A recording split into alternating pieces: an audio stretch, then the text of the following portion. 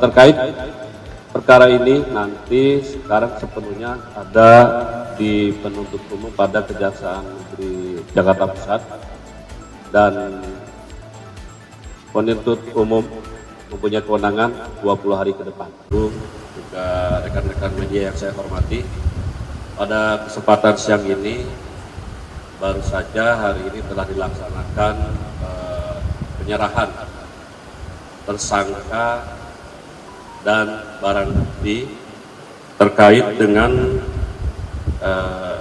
perkara dugaan tindak pidana korupsi pada Kementerian Dikbudristek untuk program digitalisasi tahun 2019 sampai dengan 2022, di mana pada hari ini telah diserahkan dari penyidik ke penuntut umum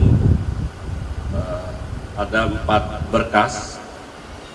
Yang berkas pertama atas nama Mutias selaku KPA, terus Ibrahim Arif selaku karyawan konsultan juga, terus Dr. Nasri Wahyu Ningsih dan Saudara Nadiem Anwar Karim. Terhadap keempat tersangka ini sudah saat ini sedang dilakukan penelitian oleh penuntut umum. Berikut juga barang buktinya. Terkait perkara ini nanti sekarang sepenuhnya ada di penuntut umum pada Kejaksaan Negeri Jakarta Pusat, dan penuntut umum mempunyai kewenangan 20 hari ke depan. Yang nanti mungkin dari kami cukup sekian. Apa ada pertanyaan?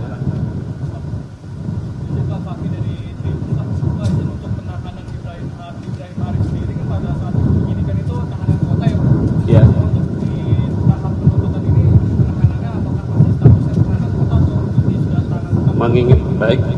Mengingat kondisi yang bersangkutan masih belum secara pulih, penuntut umum juga akan melakukan penahanan tahanan kota. Silakan. Pasal yang didakwakan ini subsidiaritas pasal 2, primer pasal 2 ayat 1 Undang-Undang Tipikor, dan subsidiarnya pasal 3 Undang-Undang Tipikor.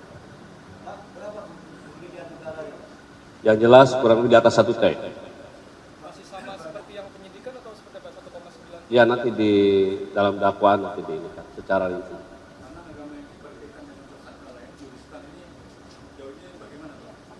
Terhadap juristan, ke tim penyidik Gedung Bundar sudah melakukan dan memaksimalkan untuk menghadirkan, di mana sudah ditetapkan, sudah dipanggil baik tingkat pada petung saksi 3 kali, tersangka sudah juga ditetapkan DPO dan sudah dimintai untuk diterbitkan red notice kepada NCB, dan sudah diteruskan oleh NCB ke Interpol di Lyon, Prancis. Kita sedang menunggu hasil improve dari Interpol pusat di Prancis. Penyidik sudah tetap memantau meskipun red notice belum diterbitkan, dan penyidik juga berkoordinasi dengan satker-satker terkait. Pak, artinya berkasnya ini sudah lengkap, sudah P21 untuk Ya, terhadap dari 5 tersangka, 4 ini yang dinyatakan sudah lengkap oleh penuntut umum dan segera dilimpahkan nantinya ke Pengadilan Negeri Tipikor. ke pengadilan Tipikor. Ya. Sudah menunggu juristan tadi ya Pak, berarti ya? Kalau juristan masih proses penyidikan, kita tunggu perkembangan berikut. Untuk JT sendiri ada tenggat waktu nggak sih Pak untuk proses pelimpahan sendiri Pak? Karena kan ini untuk penangkapan sendiri masih belum tahu ya Pak.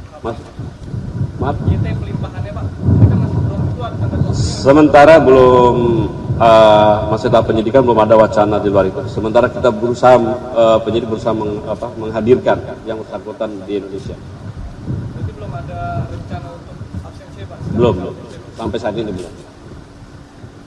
Pak, untuk Ibang kenapa ada perlakuan yang berbeda Pak? Yang bersangkutan sakit. Ada surat keterangannya, ada itu, rekam medisnya ada. Cukup? Pak, boleh soal lain Pak? Boleh, silakan. Soal yang bukan perkara korupsi yang di Petral itu Pak, yang penyidikan Oktober kemarin. Oh, iya. Baik. Itu tempus perkaranya kapan ya Pak? Baik, terkait dengan penyidikan dalam dugaan TPK di Petral, memang Kejaksaan Agung sudah menerbitkan sprindik terhadap penanganan perkara tersebut. Periodisasinya dari 2008 sampai 2015.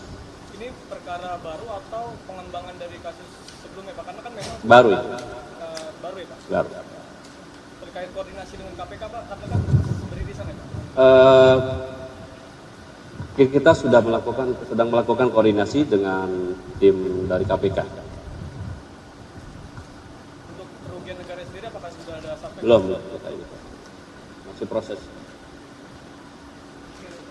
Cukup ya? Konfirmasi satu lagi Pak, di kasus kelompok ini Pak, dari Kejaksaan sendiri benar nggak sih Pak lagi mendalami terkait adanya investasi Telkom ke Goto ya? Terkait investasi Telkom ke Goto masih dalam tahap penyelidikan. Ini masih sifatnya masih tertutup. Berarti sudah dilidik ya? Penyelidikan. Oke, makasih banyak ya atas perhatiannya. Wabillahi taufiq wal hidayah. Assalamualaikum warahmatullahi wabarakatuh. Salam.